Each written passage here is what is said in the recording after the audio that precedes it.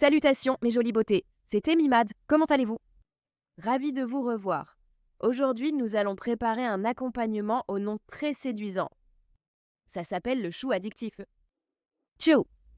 Ce n'est pas vraiment un légume que j'associe au mot addictif. Mais cette recette, qui est super simple à faire, facile et apparemment délicieuse, est censée être vraiment addictive. Et avec les prix tels qu'ils sont, le chou est un légume relativement peu coûteux, plein de fibres, bon pour la santé, savoureux et délicieux. Alors voyons si cette recette était vraiment aussi addictive qu'on le dit. Cette recette vient du Japon et elle a été popularisée par une chaîne de barbecue japonaise appelée Gyukaku qui sert ce chou addictif. En japonais, ça s'appelle yamitsuki, qui signifie addictif. C'est un accompagnement servi avec le yakiniku, la viande grillée.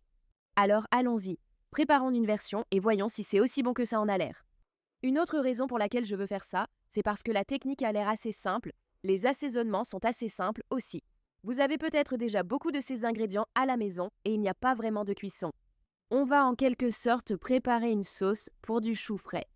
On va juste travailler le chou avec un peu de sel, ça va l'attendrir, mais il n'y a pas vraiment de cuisson. Je mettrai aussi des liens ci-dessous vers les recettes qui ont inspiré la vidéo d'aujourd'hui. D'accord, alors commençons. Votre chou n'a pas besoin d'être aussi gros que le mien. C'est le plus petit chou que j'ai trouvé sur mon marché local. Et une autre raison pour laquelle j'adore les recettes vraiment précises. Donc, la moitié d'un chou de 5 livres ne sera pas la même chose que la moitié d'un chou de 3 livres. Par chance, j'ai déniché une recette précisant la quantité requise. 340 g boatizaug. Une recette demandait d'utiliser la moitié d'un chou. Et si je devais utiliser la moitié de ce chou, cela ferait 2 livres et demi ou 2370 grammes. D'abord, je vais enlever les feuilles extérieures.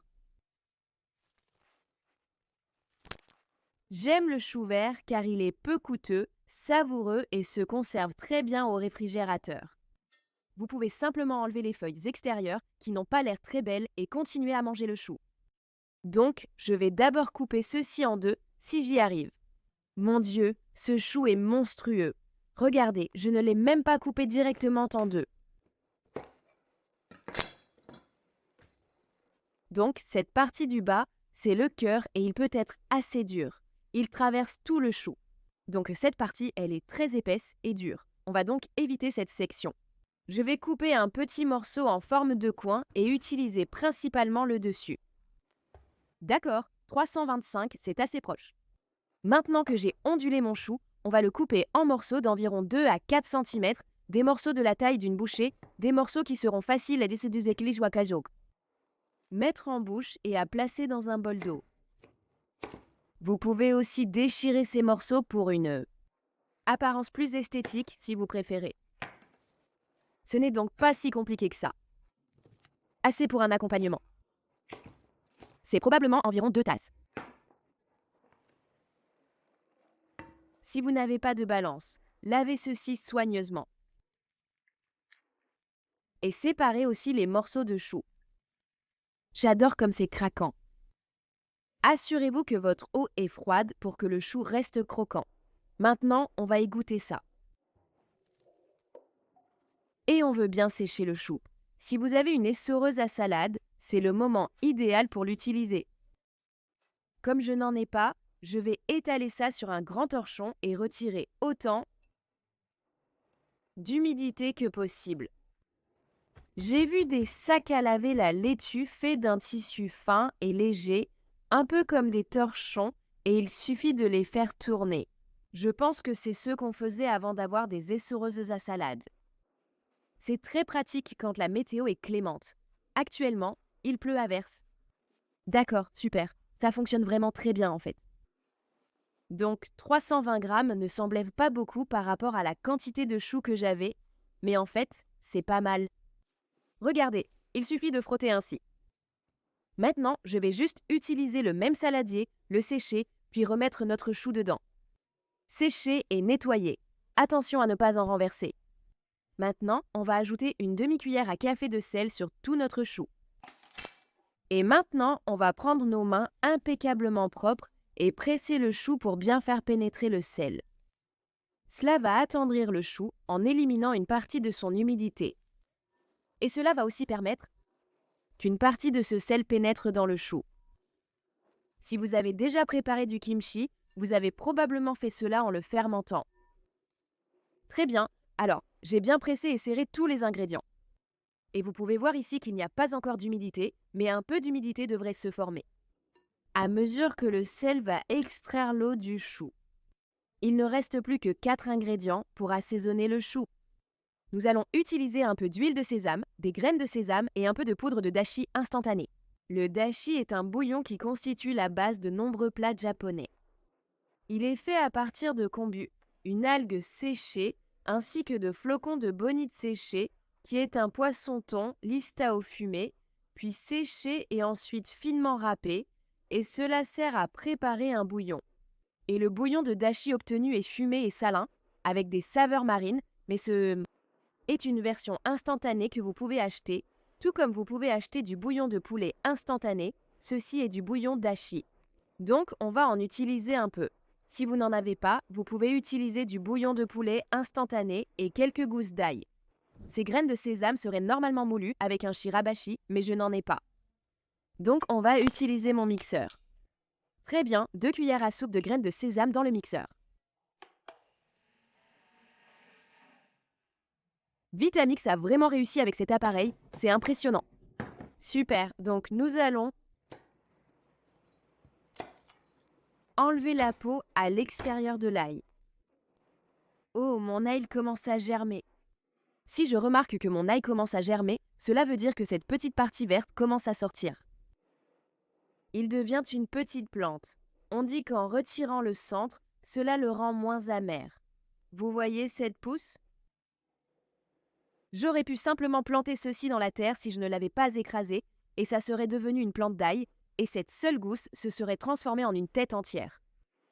Vous pouvez faire cela à la fin de l'automne et puis au printemps, ça poussera comme une belle et jolie pousse verte au début du printemps, et ensuite à la fin de l'été, vous pourrez récolter votre ail et vous obtiendrez une tête entière à partir d'une seule gousse d'ail. C'est quelque chose de magnifique, donc je ne fais pas ça maintenant, je veux juste l'ail lui-même.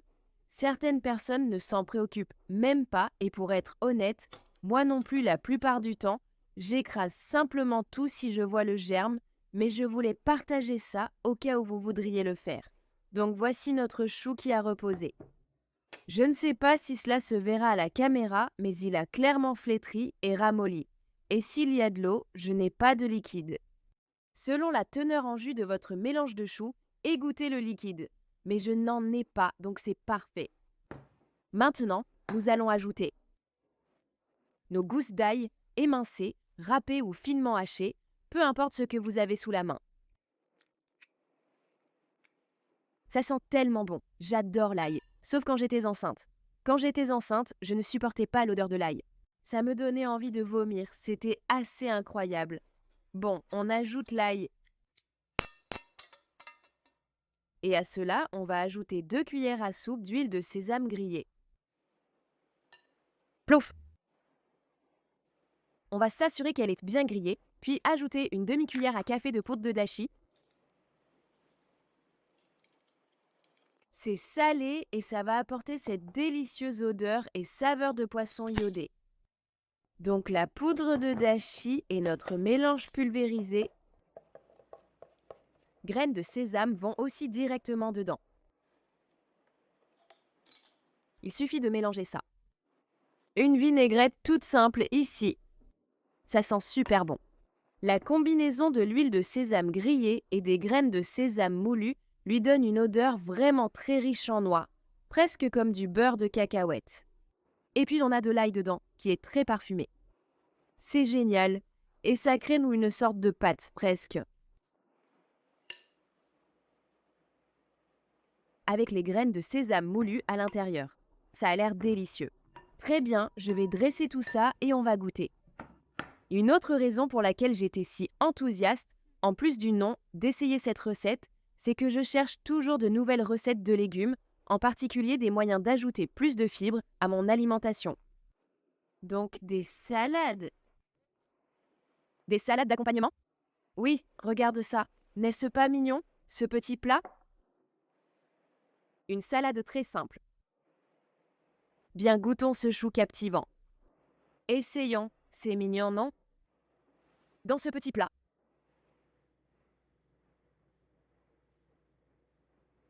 Très bien, c'est parti. Bon appétit.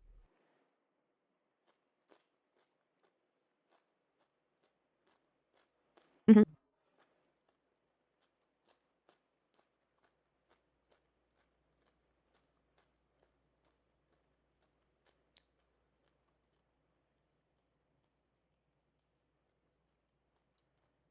Très bon. Tout d'abord, il a un croquant incroyable. Tu entends ça? L'assaisonnement en termes d'équilibre du sel est parfait. C'est assaisonné mais pas salé. L'huile de sésame apporte beaucoup de saveurs grillées et de noisettes. Le sésame moulu apporte aussi une texture en plus de la saveur. Ça rend la sauce presque comme une pâte et elle adhère un peu au chou. Et là-dedans, ce qui ajoute énormément de saveur aussi. Très relevé. Et se marie très bien avec l'huile de sésame. Le mélange de ces deux saveurs intenses fonctionne à merveille. C'est délicieux.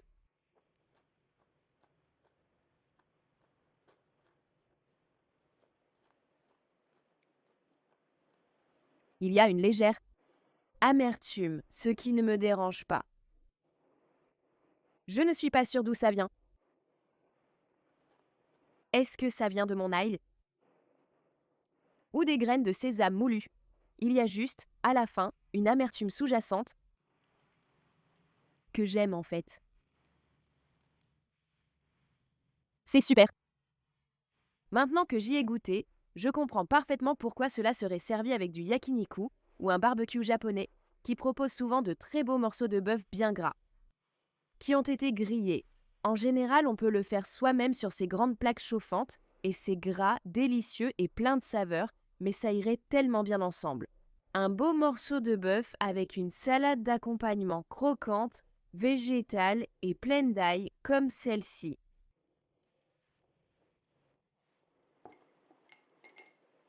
Et en particulier, le fait que le chou soit coupé en petites feuilles à croquer plutôt qu'en fines lamelles comme dans une salade de choux amplifie vraiment cette texture croquante.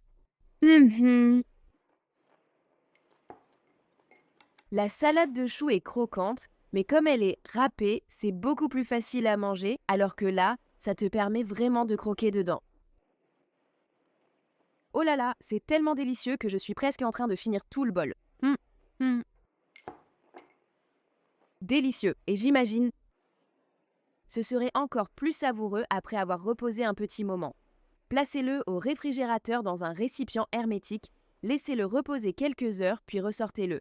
Je pense que le chou s'attendrirait, les parties les plus fines deviendraient un peu plus tendres, mais il garderait tout de même son croquant et j'ai l'impression que les saveurs pénétreraient encore plus dans les feuilles. Maïs. Délicieux fraîchement préparé. Délicieux. Voilà mes chéris, c'est prêt. Le chou addictif est irrésistible, ça vaut le coup de le préparer, c'est économique et ça ajoute des fibres et des légumes à votre alimentation. Merci d'avoir regardé mes chéris. J'espère que vous avez apprécié et appris quelque chose. Partagez cette vidéo avec vos amis, suivez-moi sur les réseaux sociaux, aimez cette vidéo, abonnez-vous et on se retrouve dans la prochaine vidéo. Ciao, prenez soin de vous, au revoir, au revoir.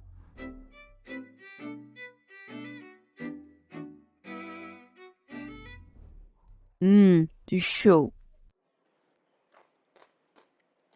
Ciao.